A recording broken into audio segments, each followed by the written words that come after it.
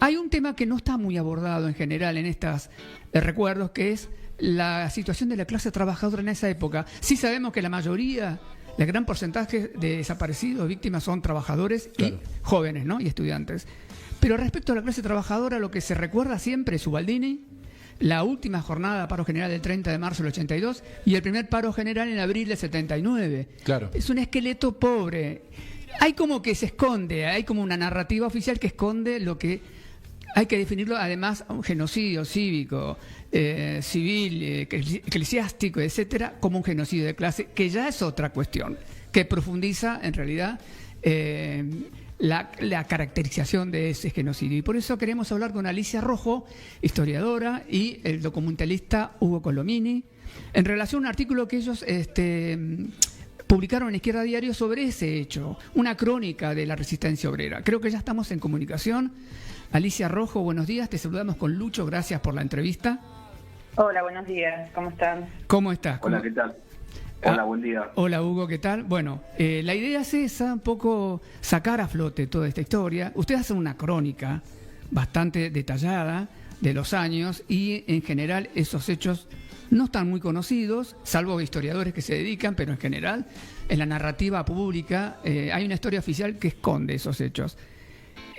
¿Cómo poder visualizar tantos datos que vos aportás en esa crónica y que muchas atañen a nuestra zona donde nosotros estamos, Vicente López, Martínez, Bécar, acá en la zona norte? Sí, es cierto lo que decís, que en verdad ha sido invisibilizada, ¿no? En algunos tendrán la intención de ocultarlo y otros de no verlo o de invisibilizarlo. Es verdad también lo que comentabas, que hay algunos estudios que se hicieron sobre el tema, pero es cierto que ha quedado como la idea de que la dictadura paralizó a la sociedad por completo. Esa idea se expresó incluso historiográficamente, ¿no? Yo tengo que igualmente destacar algunos trabajos pioneros. Ricardo Falcón hizo uno todavía en dictadura, registrado algunos hechos de resistencia, y Pablo Pozzi, desde el punto de vista académico y militante también, aportó una visión a ese momento novedosa acerca de la cantidad y la calidad de hechos que habían resistido el ataque brutal de la dictadura. Porque en realidad, lo primero que hay que decir, vos lo nombraste y me parece muy bien, hay que decir que efectivamente se cometió un genocidio contra un sector de la clase trabajadora, un genocidio contra la clase trabajadora, que es inseparable de la situación previa, ¿verdad? De una situación de desafío al orden que la clase trabajadora había protagonizado, y en la respuesta a ese desafío fue una dictadura brutal que liquidó sectores enteros de la clase trabajadora y condenando a otros al exilio, etcétera. Es decir, ese aspecto, como vos mencionabas muy bien, de la dictadura, por supuesto, es mucho más conocido, es mucho más reflejado, todo el aspecto de terrorismo de Estado y Estado represor, etcétera, es decir, ese ataque. Pero efectivamente nosotros nos propusimos destacar algo que, como te decía, se había planteado, pero nos interesa destacar sobre todo que la clase trabajadora, aún sufriendo esta derrota, ¿no? Aún sufriendo este ataque, resistió. Me parece importante poner a la clase obrera como actor nuevamente, que en parte creo que moviliza ese ocultamiento, ¿no? Ocultarla también como actor central de la realidad social, de la realidad nacional. En la dictadura lo demostró, resistiendo desde el comienzo, en un contexto represivo, entonces lo hacía con ciertas formas que después podemos ir desarrollando, hasta que la dirección sindical, ¿no? Estas personas que vos nombraste, se ponen a la cabeza porque efectivamente las bases obreras estaban demostrando que no iban a tolerar no solo la represión, sino la imposición de unos planes económicos que las afectaban directamente, ¿no? Que ese fue el objetivo central de la dictadura, en verdad. Alicia, sí. ¿Qué tal, Alicia? Hugo, bueno, ahí hay un laburo, como decía Armando, muy minucioso de reconstrucción de algunos ejemplos muy concretos de resistencia. Ahora, para contarle también a la audiencia, bueno, nosotros sabemos, también somos historiadores, pero para contarle a la audiencia cómo fueron reconstruyendo todas esas experiencias de resistencia, porque es cierto que, coincido con lo que decía Armando y vos profundizabas también, este tema de la resistencia obrera ha sido invisibilizado. Yo recuerdo haber leído, Oposición Obrera de la Dictadura de Pozzi en la universidad y demás, pero bueno, es un tema en el que hay que hacer un laburo muy minucioso de reconstrucción del proceso y de indagar en diversas fuentes y demás. ¿Cómo fue ese proceso de reconstruir esas experiencias, no? Sí, ¿qué tal? Buen día. Sí, está buena, está muy bueno la pregunta, porque es el proceso del trabajo, ¿no? Eso que también está escondido, que no se muestra, ¿no? La producción de las cosas. Sí, con las fuentes, como decía Alicia, trabajamos lógicamente con los periódicos, con el material de Pozzi y Schneider, que Schneider en particular trabaja lo que fue la resistencia en zona norte, la resistencia obrera en zona norte, que ustedes comentaban al principio, que va a ser una zona muy importante donde se va a desarrollar esa cuestión. Alrededor de entonces el trabajo de archivo que nosotros hicimos, pudimos trabajar además con los materiales del periódico Denuncia, que es un periódico que salía que tenía el fax PRT en Washington, que lo funda Raimundo Gleiser en el 75, donde empiezan a publicar un periódico mensual con eje en Argentina, pero también en Latinoamérica. A partir de ahí, ese periódico se mantiene bajo la dictadura y trabaja con las fuentes de los diarios en Argentina, o sea, por ejemplo, de La Nación, La Razón, La Opinión, El Cronista Comercial, Clarín. Además trabaja con el material de Ancla, que es algo que se publica hasta el 77, donde va contando, donde se va periodísticamente, o sea, se va narrando lo que está pasando en la base obrera, en la base social.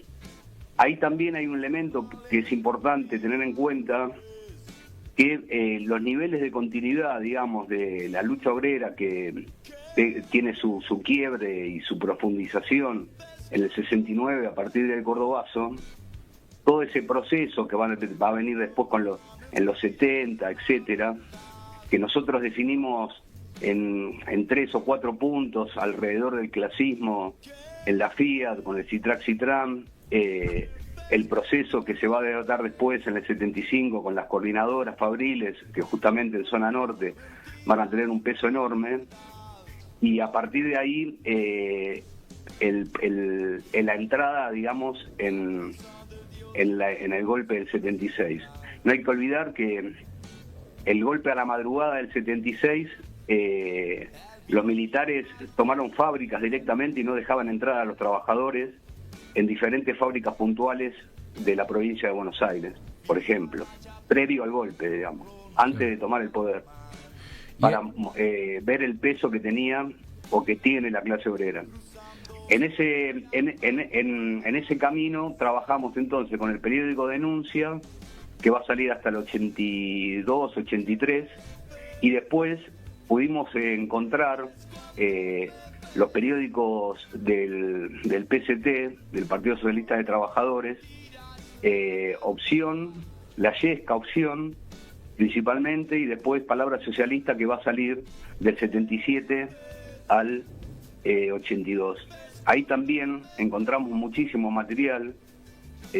Por ejemplo, encontramos una particularidad, que si bien no son muchas las luchas que encabezan las mujeres, pero los detalles, hay 5 o 6, si pudieron leer el artículo, bueno, después lo pasamos y demás.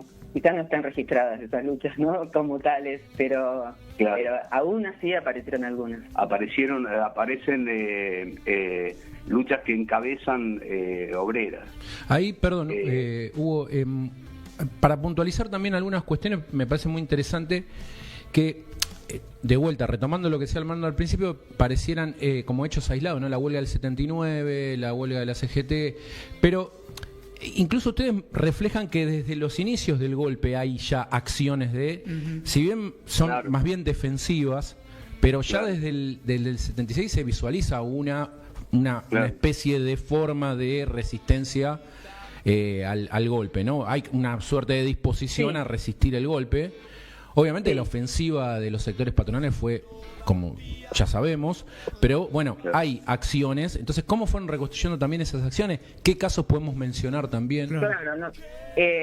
Efectivamente, en verdad, la primera reacción fue, bueno, pues, por supuesto que hay una primera reacción de estupor, porque efectivamente, como decía Hugo, amanecieron las principales fábricas rodeadas por los militares, por lo tanto la primera reacción fue de estupor, pero inmediatamente en muchos de esos lugares, ahora podemos nombrar algunos de ellos, aparecen acciones de, en primer lugar, defensa de los propios delegados que se estaban llevando, por ejemplo, huelgas o quites de colaboración, es decir, no nos olvidemos que además hay rápidamente una ofensiva también desde el punto de vista de prohibición de medidas sindicales, ¿no?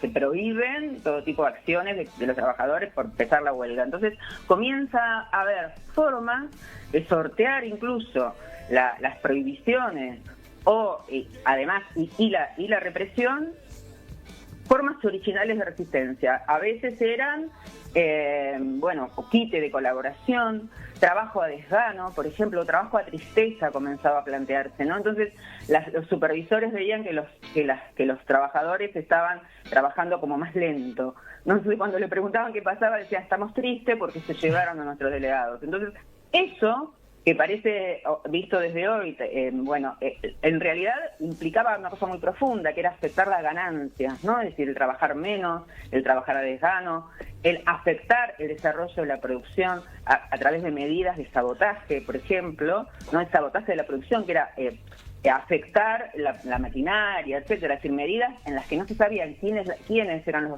los que habían cometido esa acción, digamos, porque se ocultaban en el conjunto de los trabajadores, pero que afectaban en alguna medida la producción. Bueno, el efecto de estas medidas fue en algunos casos, la recuperación de los delegados detenidos, en otros no, por supuesto, pero de conjunto, ¿no? Antes del 79, es decir, antes de que las direcciones sindicales tuvieran que advertir el descontento, porque además el descontento se profundiza con el fracaso de la política económica de la dictadura, es decir, el fracaso en el sentido de que implicó una crisis económica y no el mejoramiento de ninguna de las condiciones de los trabajadores.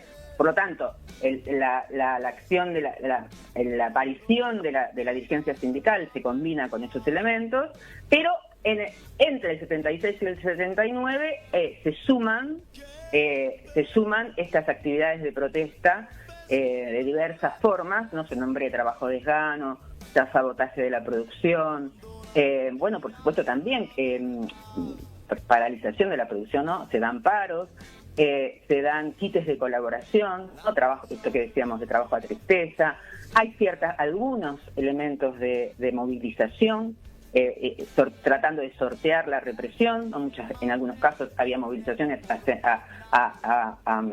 o bien a Casa de Gobierno o bien algunas instituciones provinciales o municipales, rápidamente, ¿no? Tipo relámpago, para evitar la llegada de las fuerzas represivas. Es decir, lo cierto es que después podemos comentar algunas más puntuales, claro, ¿no? Algunos ejemplos, pero lo cierto es que se van dando una cantidad de muestras de resistencia que lo que demuestra es que aún habiéndose producido ese genocidio, esa derrota que implicó la dictadura, la clase trabajadora, nosotros damos ahí el ejemplo, una frase que a mí siempre me gustó mucho de Petras, ¿no? del sociólogo norteamericano James Petras, que plantea que la clase trabajadora argentina en particular, lo dice en relación a la Argentina en particular, es una hidra, ¿no? Es decir, que se le ha cortado una cabeza, pero se le cortaron varias, a decir verdad, pero la clase trabajadora argentina como la hidra, ¿no? Como la figura mitológica, generó nuevas cabezas. Entonces, bueno, hay una segunda, tercera línea de trabajadores, de activistas, que se ponen al frente del enfrentamiento, valga la redundancia, contra la dictadura. Yo hice una lista así al voleo, de aquí, cercanas a nosotros, Standard Electric, por ejemplo, de Carlo, Ford, Astarza, Mestrina, Miluz en Villa Martelli, Kofi en Munro, el Detalle en Martínez, Vinca en Boulogne, EMA, Refinería de Maíz, Sudantex, un montón, y acá nomás, ¿no? A ustedes, Sí. ¿cuál les movió más decir esto, qué onda, qué heavy, ¿no? En esa época, porque sabemos que estaba todo prohibido, te metían en cana, te desaparecían, no era, digamos, algo agradable, ni que era una cosa... Había riesgos, sí.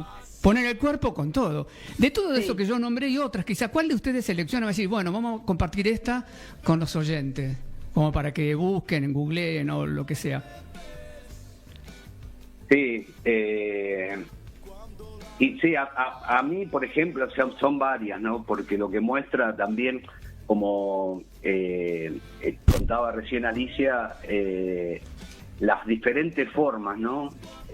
Las diferentes formas que también son valores. Yo creo que también hay que entender, partir de, ahora voy a lo que decías, pero por lo que charlábamos antes, hay que tener en cuenta que el proceso fue un genocidio,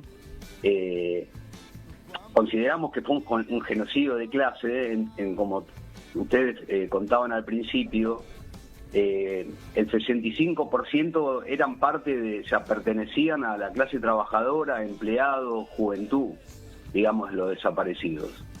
Eso también, esa hidra que plantea Alicia nos sorprendió, porque en el fondo un ataque semejante, como fue la dictadura, hizo desaparecer a los delegados, hacía desaparecer a los activistas, es decir, la primera, segunda línea, etcétera, y en ese proceso se reconstruye el nivel de profundidad que tiene la lucha y la clase obrera es impresionante.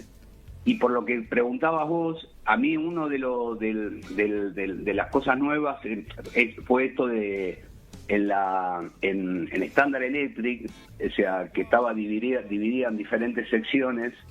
Me sorprendió el rol de las obreras de la sección de telefonía, que relatan ahí los testimonios. Uno de los activistas obreros de la época, de la Standard Electric, cómo la sección de telefonía, las obreras, se hartan de la situación por problemas de salario, de despidos, que no alcanzaba la plata, etcétera, y se van al comedor y entran al comedor revoleando los corpiños. claro. Y van pasando al lado de los trabajadores, de los hombres, y los van apretando y les van diciendo, ¿y qué esperan para salir? Bueno, Me pareció como, y a partir de ahí se abre un proceso en la Standard Electric. Después está el relato de un trabajador alrededor de cómo lo hacían, ¿no? Que eso también siempre es muy importante, las cuestiones que hacen a la forma, ¿no? Me parece que hay detalles que están buenos para justamente para eso, para ver también cómo... En la Ford de Pacheco, por ejemplo, aparte del trabajo a desgano, etcétera, y la exigencia de salarios, nosotros escribimos que en un momento alguien se olvida las llaves en el interior de los Falcon, ¿no? Que tienen su simbolismo.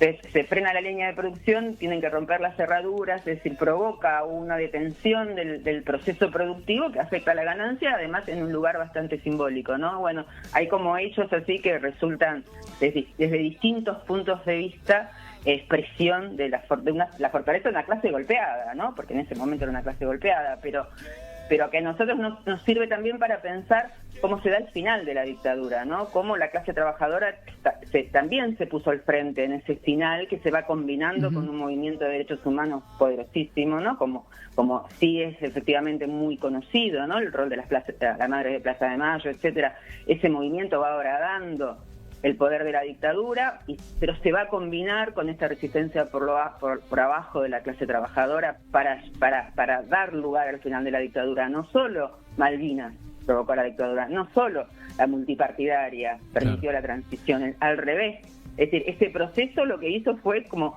contener otro proceso más profundo que se estaba dando, que podía haber llevado a una crisis de la dictadura que fuera...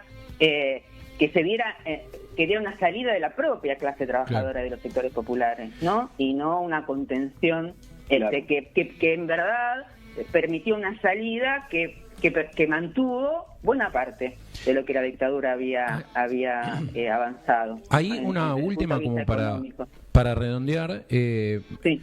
Bueno, profundizaron obviamente en casos concretos, ¿no? Desglosaron además, pues desde el mismo 76, algunos casos de resistencia, trabajo a desgano o trabajo a tristeza, algunas huelgas que hubo aquí o forma de resistencia aquí en Zona Norte, y hay un punto de inflexión. Entonces ahí sí vamos al 27 de abril del 79. Ustedes marcan que esa jornada de protesta efectivamente constituyó un punto de inflexión. ¿Por qué constituyó entonces un punto de inflexión?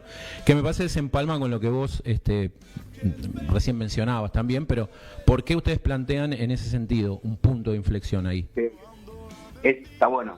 Es interesante también como para el análisis, no tener en cuenta los movimientos propios, sino también los movimientos de el que está enfrente.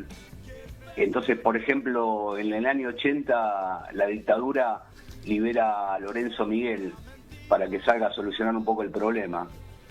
El punto de inflexión del 27 de abril del 79 es la acumulación que viene del 76, 77 y hasta 78, en donde baja la conflictividad, pero que en diferentes lugares sigue funcionando. Es decir, la característica es la atomización, digamos, de la clase obrera, pero así todo resiste. Entonces, el proceso del 79 tiene que ver con una acumulación previa. Una acumulación previa, es decir, ¿qué pasó?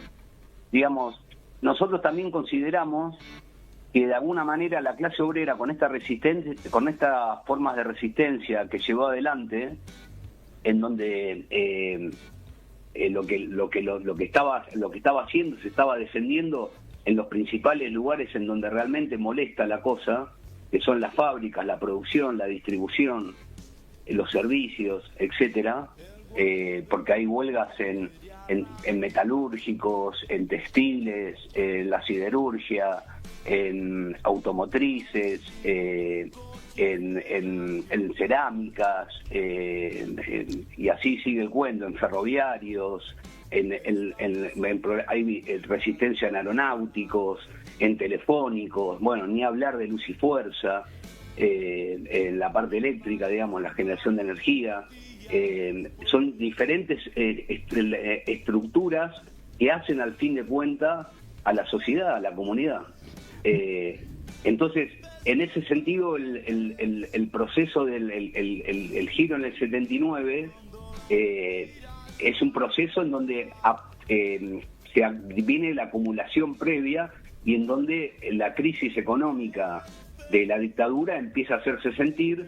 Y ahí hay algo interesante, porque en ese punto de inflexión del 79 también se va a producir otra cosa que pega un salto el asunto, que es que la clase obrera también, la resistencia obrera, el proceso de político sindical que se está desarrollando por abajo, también asume la lucha y la defensa por los derechos humanos y empieza a exigir por los desaparecidos.